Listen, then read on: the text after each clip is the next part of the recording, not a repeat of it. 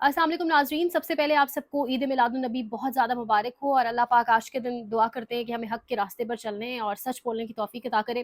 ख़बरों की तरफ आते सुप्रीम कोर्ट के अंदर जो लड़ाई है, जो तसादुम है वो बढ़ता चला जा रहा है। अब अगर छुट्टियाँ निकाल के देखा जाए तो 28-29 दिन लगभग रह गए हैं काज़ी फ़ायद ईसा साहब के जाने में, और डॉन अख़बार से लेके अब अख़बारें भी हाथ जोड़ रही हैं कादी साहब को कि अब आप चले जाएँ। यानी ऐसा तारीख दौर होगा कादी साहब की, एक ये जो चीफ जस्टिस का जब से उन्होंने ओहदा सँभाला, जिस तरह पाकिस्तान तहरीक-ए-इंसाफ के ऊपर ज़ुल्म के, जबर के, एक सियासी जमात के ऊपर पहाड़ तोड़े गए। चाहे वो पाकिस्तान तहरीक-ए-इंसाफ ना होती, नून लीग होती, कोई भी सियासी जमात होती, तो डेफ़िनिटली आज हम बात ज़रूर कर रहे होते, क्योंकि सियासी जमातों का काम है सियासत करना, और कादी साहब के दौर में एक सियासी जमात को सियासत नहीं करने दी गई। अगर बात की जाए कादी साहब के हवाले से, तो सुप्रीम कोर्ट के अंदर इस वक़्त एक बड़ा तसादुम, एक बड़ा खतरा जो है वो लग रहा है शुरू होने जा रहा है। वो मैं आगे चलकर आपको बताऊँगी, लेकिन पहले एक अच्छी खबर है। अच्छी खबर ये है कि तरमीम जो अवाम की ताकत से, अवाम की दुआओं से फेल हो गई, जो नहीं हो सकी, और डेफिनेटली क्रेडिट मौलाना साहब को और पीटीआई को, सबकी एक जो एक आप कह लें एक टेक्नीक थी या एक जो प्लानिंग थी, उसके तहत जो कुछ मामला हुआ। लेकिन जो तरमीम नहीं आ सकी, उस दौरान जो लोग गायब थे, सादुल्लाह बलोच साहब थे, ब्रिगेडियर असलम घुमन साहब थे, वो सब भी वापस बरामद होना शुरू हो गए, और कहा यह जा रहा है कि तमाम तर लोग जो हैं वो मौजूद थे पंजाब हाउस के अंदर। यानी काजी का दौर एक ऐसा दौर याद रखा जाएगा जहाँ सिर्फ गोलियां नहीं लगती रही लोगों की, लेकिन लोगों को उठा के, उनकी बीवियों को उठा के भी ले जाया जाता रहा, महज इसलिए कि महज एक इंसान को अपनी एक्सटेंशन चाहिए थी। पूरा सिस्टम एक इंसान को किसी ताकतवर को लपेटना था, और उस चक्कर में मामलात इस तरफ गए। लेकिन ये कादी साहब की वाली तरमीम और ये तमाम तर मामलात नहीं हो सके, पीटीआई के लोग वापस लौटना शुरू हो गए। हामिद मीर ने एक बड़ा इंकशाफ किया। हामिद मीर साहब कह रहे हैं कि मेरी कुछ मुस्लिम लीग नून के सेनेटर से बातचीत हुई, और उन्होंने कहा कि बाकायदा तौर पे हमने कॉल्स करके रिक्वेस्ट की कि हमें मुसव्वदा दिखाएं, हमें वो डॉक्यूमेंट दिखाएं, और जब हमें साफ इनकार कर दिया गया कि जी डॉक्यूमेंट हम नहीं दिखा सकते, तब वो कहते हैं कि उन सेनेटर्स ने भी साफ इनकार कर दिया। उन्होंने कहा जाएं, हम नहीं वोट डालते, और अपने मोबाइल नंबर्स बंद करके वो चले गए जी अपने अपने घरों की तरफ, और किसी ने बाद में कॉल्स रिसीव नहीं की। यानी ये हालत है। ये वो नहीं होता कि आप किसी कोई इंसान फौत हो गया हो, किसी इंसान की डेथ हो गई हो, लेकिन आप उसका अंगूठा की लगवा के ना कुछ कर अपनी जायदाद अपने नाम करा लें, या कुछ भी ऐसा 2 नंबर काम कर लें। ये यानी इससे भी बड़े ठग बैठे हैं इस टाइम नेशनल असेंबली के अंदर, सेनेट के अंदर।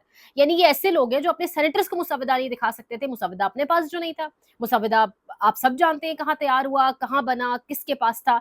लेकिन हामिद मीर साहब ने अब एक नया पंडोरा बॉक्स खोल दिया। वो कह रहे हैं कि मुस्लिम लीग नून के जो सेनेटर्स हैं वो कह रहे हैं कि हमें बाकायदा तौर पे दिखाया भी नहीं गया, हमें मुसव्वदा दिखाया भी नहीं, और जब हमने पूछा तो उसके ऊपर जी हमें जब मना किया गया तो हमने कहा जाएं, हम भी वोट नहीं देते।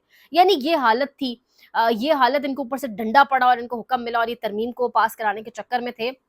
इसी तरह मुस्तफ़ा नवाज़ खोखर साहब बैठे हुए आसमा शिराज़ी के प्रोग्राम में, और आसमा शिराज़ी उन्हें तंज़िया कह रही हैं, टॉन्ट कर रही हैं, कह रही हैं कि जनरल फैज़ हमीद होने चाहिए थे, एक जनरल फैज़ हमीद बहुत ज़रूरी थे ये तरमीम पास कराने के लिए, फिर नंबर पूरे करके वो दे देते। जिस पर मुस्तफ़ा नवाज़ खोखर साहब ने कहा कि ये जनरल फैज़ हमीद दौर नहीं चल रहा, ये उससे भी हाइब्रिड रिजीम प्रो मैक्स दौर चल रहा है, और ये 2 हाथ आगे का दौर चल रहा है। तो उस पर आसमा शिराज़ी डेफ़िनिटली चुप हो गई। लेकिन ये हालात है इस टाइम पाकिस्तान के अंदर। अब हम सब जानते हैं कि इस टाइम सुप्रीम कोर्ट के अंदर जो हालात हैं, अब एक नया जवाज़, एक नया बहाना दे दिया गया है जी। बहाना दिया गया है, ये मैं आपको आगे चल के बताती हूँ कि अब इलेक्शन कमीशन ऑफ पाकिस्तान के हाथ में एक नया बहाना काज़ी साहब ने खुद रख दिया कि जाओ मेरे बच्चों, ये पकड़ो और इसके बेसिस पे कहो कि ये जो 8 जजेस ने वज़ाहत जारी की है, ये हम नहीं मानते, किसी सूरत हम नहीं मानेंगे। अब हुआ क्या है, अरशद शरीफ शहीद वाले केस के अंदर मैंने आपको बताया, साथ-साथ आपको रिपोर्ट किया कि उस केस के अंदर वो 3 रुकनी बेंच के पास वो केस लगा हुआ था, लेकिन 5 रुकनी बेंच की तरफ जो है वो जो सारा मामला 3 और 5 वाला आपस में क्लैश पड़ा, वो भी काज़ी साहब ने जानबूझ के उसको डाइवर्ट किया। काज़ी साहब ने 3 रुकनी बेंच पे लगाया, वो लगा हुआ 5 रुकनी बेंच के अंदर था। जब वो गया 3 रुकनी बेंच के सामने, तो मंसूर अली शाह साहब खुद भी हैरान हो गए कि ये तो मेरे पास था नहीं केस। इसी तरह मखसूस नशस्तों वाले केस के अंदर भी यही रोला हुआ। केस का जब फैसला महफूज हो गया, कहा कि शॉर्ट ऑर्डर दे देते हैं, तब काज़ी साहब आए शाएँ करने लगे। जब कहा गया शॉर्ट ऑर्डर दे देते हैं, काज़ी साहब ने इस चीज़ के ऊपर कान नहीं धरे। इसी तरह रिपोर्टर्स के सामने भी कादी साहब मंसूर अली शाह साहब को 1 से 2 मरतबा हमने देखा टारगेट करते रहे। अगर नैब तरमीम के हवाले से बात किया जाए, तो उसमें कादी साहब ने जस्टिस मुनीब अख्तर को टारगेट किया है, क्योंकि मुनीब अख्तर किसके करीब है? मुनीब अख्तर अता बंदयाल साहब के करीब है, और मुनीब अख्तर की कुर्बत समझी जाती है मंसूर अली शाह साहब से भी। तो कादी साहब उनको टारगेट करते रहे मुसलसल, मखसूस नशस्तों वाले केस के अंदर, नैब तरमीम वाले केस के अंदर। अच्छा, 9 सितंबर अ, तक जो है छुट्टियों पर थे मुनीब अख्तर साहब भी। منصور علی شاہ صاحب بھی. اس پیچھے کے تمام تر یہ جو ایک ڈرامہ رچایا گیا وہ ہمارے سامنے کہ ترمیم آئے گی, یہ کر دیں گے, وہ کر دیں گے, ہر صورت آئے گی ترمیم. فیصل وافڈا کو آپ نے سنا ہوگا چیختے چلاتے ہوئے ٹی وی چینلز کے اندر, پروگرامز کے اندر, ہر صورت آئے گی, ہم لائیں گے. ڈیفینیٹلی ہم وہی لائیں, انہی کے آقا لائیں, سیاست دانوں کی کیا اوقات ترمیم لانے کی. بہرحال یہ تمام تر چیزیں ہم نے دیکھی. اب 9 ستمبر کے بعد منیب اختر صاحب اور منصور علی شاہ صاحب کی واپسی ہو گئی, اور پھر یہ بیٹھے ہوئے تھے ادھر تمام تر معاملہ دیکھ رہے تھے نیشنل اسمبلی کے اندر. یہاں پہ جی جب وہ معاملہ چل رہا تھا, اوپر پانی تو تب پھر گیا خوابوں کے اوپر, بلی کے خواب میں چیچڑے تب ہو گئے جب ادھر سے وضاحت آ گئی, اور وضاحت میں ججز نے کہہ دیا کہ دوبارہ اس سے پہلے کہ بلے والا فیصلہ بنے, اس ٹائم بھی کیا کہا گیا, یہی کہا گیا کہ بلے والا فیصلہ سپریم کورٹ کا تھا, الیکشن کمیشن نے اس کی آڑ لیتے ہوئے جی بلہ چھین لیا اور سارا کچھ. تو سپریم کورٹ نے کلیئر کیا کہ وہ جو 41 لوگ ہیں جن کو آپ سمجھ رہے ہیں کہ ہمیں ٹنگے ہوئے ہیں کہیں پہ, وہ پاکستان تحریک انصاف کے ہیں, ان کو اپنی مرضی سے اٹھا کے کسی پارٹی میں فٹ نہیں کریں. وہ پاکستان تحریک انصاف کے, انہوں نے پہلی مرتبہ ڈیکلریشن فارم پاکستان تحریک انصاف کا جمع کرایا. تو سپریم کورٹ نے اسی دن واضح کیا اور کہا کہ اس سے پہلے بلے والی چیز کی طرح کوئی غلط کام آپ قومی اسمبلی کے اندر کر دیں, ہم آپ کو کلیئر کر لیں کہ پاکستان تحریک انصاف کے لوگ ہیں, ان کا پاکستان تحریک انصاف سے تعلق ہے, تو فیصلے کو ابہام کی صورت میں یا کوئی جواز بنا کر آپ کوئی غلط کام نیشنل اسمبلی میں نہ کر بیٹھیں.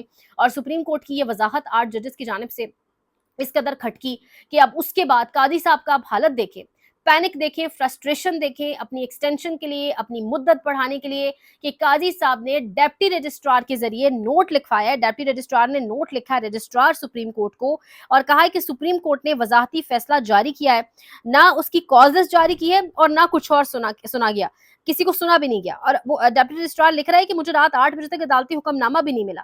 اب آپ ان الفاظ کو میچ کریں, یہی الفاظ تھے عطا تارڑ صاحب کے کہ جی کاز لیس نہیں. بھائی جان یہ چیمبر درخواست تھی, یہ وضاحت کے طور پہ سپریم کورٹ کے ججز نے آپ کو بتایا, یہ کوئی کیس نہیں لگا ہوا تھا کہ کاز لیس جاری ہوتی, سنا جاتا ہے وہاں لوگوں کو. چیمبر ریکویسٹ کے اوپر یہ جو ہے تمام تر معاملہ ہوا ہے, سن لیا گیا اس معاملے کے اوپر, پہلے ہی اچھی خاصی سماعت اور لائیو ہوئی ہیں, پوری پاکستان نے سنی ہے. سو اب اس کے اوپر مزید کیا سنانا رہ گیا تھا. یہی الفاظ عطا تارڑ صاحب کے تھے, انہوں نے پوسٹ کر کے پھر ڈیلیٹ بھی کی تھی ٹویٹر کے اوپر سے, ٹی وی کے اوپر بھی پھر یہی بولتے رہے ڈھیٹوں کی طرح. اب ڈیپٹی رجسٹرار جو سینئر کورٹ رپورٹرز ہیں وہ کہہ رہے ہیں کہ ڈیپٹی رجسٹرار کی اوقات ہی نہیں ہے کہ وہ رجسٹرار کو یہ خود سے لکھ سکے, اس سے کسی نے لکھوایا ہے, کسی نے اس کو یہ نوٹ لکھ کر بتایا کہ بھئی یہ آگے لکھو. اب آپ یہ لکھ لیں کہیں پہ, اور تمام سینئر صحافی ہمارے کورٹ رپورٹرز یہ بات کہہ رہے ہیں کہ اب الیکشن کمیشن اسی ڈیپٹی رجسٹرار کے نوٹ کو جواز بنا کر, بہانہ بنا کر کہے گا کہ جی یہ لیں. اس وجہ سے ہم نے 8 وہ جو ججز ہیں ان کے وضاحتی اس کو نہیں مانا. اور ویسے ہی الیکشن کمیشن کہہ چکا ہے کہ ہم دھمکیاں نہیں مانتے. ویسے تو قاضی صاحب بڑا کہتے ہیں آئینی ادارہ ہے, ہمیں تو ویسے کبھی آئینی ادارہ نہیں لگا. سکندر سلطان راجہ کے ہوتے ہوئے الیکشن کمیشن آئینی ادارہ نہیں ہو سکتا. تو اب یہ معاملہ, اب آپ تصادم دیکھیں, قاضی صاحب بمقابلہ وہ جو 8 ججز ہو گئے, یعنی قاضی صاحب کی اب آپ حالت چیک کر لیں. پہلے اعجاز الاحسن صاحب کو سائڈ پہ کیا, اور وہ بھی یہی ہم سنتے آئے کہ اعجاز الاحسن صاحب کے حوالے سے قاضی صاحب نے اسپیشل کہا کہ ان کو آپ سائڈ پہ کریں گے تو پھر سارے معاملہ. اعجاز الاحسن صاحب کو جیسے تیسے کر کے سائڈ پہ کیا گیا. یعنی ہم نے دیکھا کہ ہمارے کتنے قابل اور اچھے ججز کو جو کھڑے نظر آئے ہمیں آئین قانون کے ساتھ, ان کو کس طرح کر کے ٹارگٹ کر کے سائڈ پہ کیا گیا. اور اب قاضی صاحب نے لڑائی مول لی ہوئی ہے منصور علی شاہ صاحب سے, منیب اختر سے, بلکہ ان تمام 8 ججز سے جنہوں نے قاضی صاحب سے ہٹ کر کوئی فیصلہ دیا اس روز مخصوص نشستوں والے معاملے پہ. تو اب یہ لڑائی ہمارے سامنے, دیکھتے ہیں معاملہ کس طرف جاتا ہے. لائک, شیئر, سبسکرائب, خیال رکھیے گا. اللہ نگہبان.